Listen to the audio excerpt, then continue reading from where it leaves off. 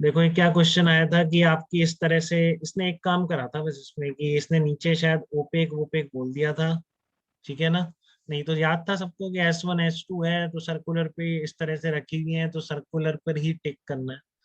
But sir इसने यहाँ पर इसको ओपेक बोल दिया इस मीडियम को, तो फिर क्या हो जाएगा, आधा सर्कल गायब नहीं हो जाएंगे क्या बेटा, समझ रहे हैं आप बात को। ये यहाँ से कट नहीं जाएगा क्या, बस इसमें ये क्वेश्चन था कि इसने जब आगे स्क्रीन छुपा ली आपकी ये वाली पूरी नीचे की, तो देखो आपकी कैसी शेप होगी फ्रिंजेस, तब सर्कुलर बोलोगे या सेमी सर्कुलर बोलोगे, बताओ। Semi circular.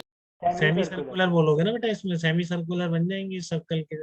अगर आपकी नीचे की आपने स्क्रीन ही छुपा लिया, फ्रिंजेस ही नहीं देखने दे रहे, बोले ट्रांसपे वो है, ठीक है ना, ओपेक हो गया नीचे, ठीक है ना, तो यहाँ से कुछ लाइट वाइट पहुंचेगी नहीं, ठीक है, स्क्रीन पर, तो आपकी फ्रिंजेस का आंसर यहाँ पे क्या हो जाएगा, सेमी सर्कुलर हो जाएगा। इस प्रॉब्लम में बस यही था कि while conducting YDSE, a student replaced two slate with a large opaque plate in the XY plane। तो opaque plane बोल दिया इसने XY plane, ठीक है ना।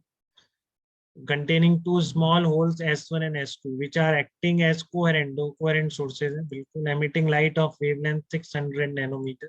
बता दिया इसने, क्योंकि एडवांस का प्रॉब्लम इसलिए कभी कभी बता देगा आपको, ठीक है।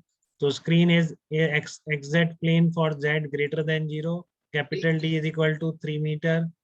तो from mid point of S1 and S2, अच्छा mid point of S1 S2 से कैपिटल D दे रखा है, स्मॉल d आपको दे रखा है यहाँ पर 0.6003 mm। तो find out shape of the fringes, तो ऑप्शन थे शायद इसमें, ठीक है। तो इसमें आंसर क्या हो जाएगा, आप क्या कर देंगे, सेमी सर्कुलर फ्रिंजेस हो जाएंगे।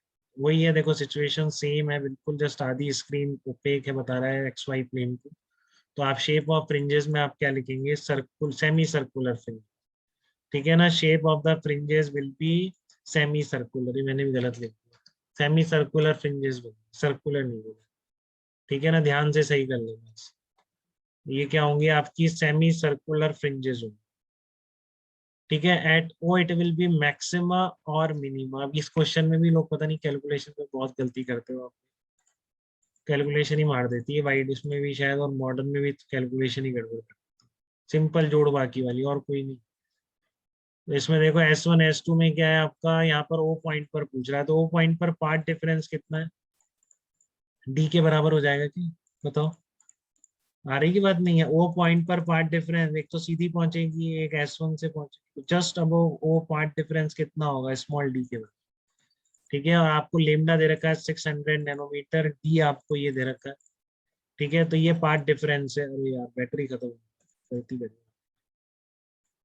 हाँ चलो कोई बात नहीं। पार्ट डिफरेंस एट ओ आपका D is equal to this आ गया, ठीक है। तो आप इसको देखो कैसे लिख सकते हो, तो लेमडा अपॉन लेमडा से ऊपर नीचे मल्टीप्लाई कर दिया मैंने कि कितना आता है, ठीक है। तो आप देखोगे तो ये 1000.5, फिर उसको आगे और ले गया मैं, आप कैसे भी कर सकते हो, आपकी मर्जी है, ठीक है। तो ये 2010 से डिवाइड करोगे 2001 लेमडा बाई 2 बन जाएगा, ठीक है ना। 5 से डिवाइड कर दो उसको, 2001 लेमडा बाई 2 कितना होता है, 2n+1 लेमडा, ठीक है। तो ये लेमडा का एन लेमडा था या 2n+1 पूछा ना, but O it will be maxima और मिनिमा, तो या तो आइदर एन लेमडा होगा या फिर अपने आप निकल के आ जाएगा, ऐसे करना, ठीक है ना।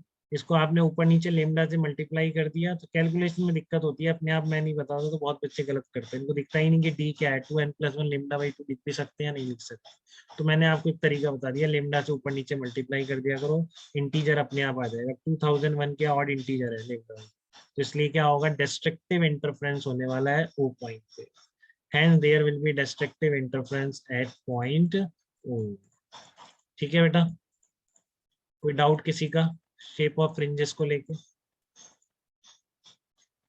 ये तीनों केसेस ध्यान रखेंगे, कोई सा भी आता है सर्कुलर वाले का तो एक और केस आएगा भी, रिफ्लेक्शन जब पढ़ेंगे, ठीक है।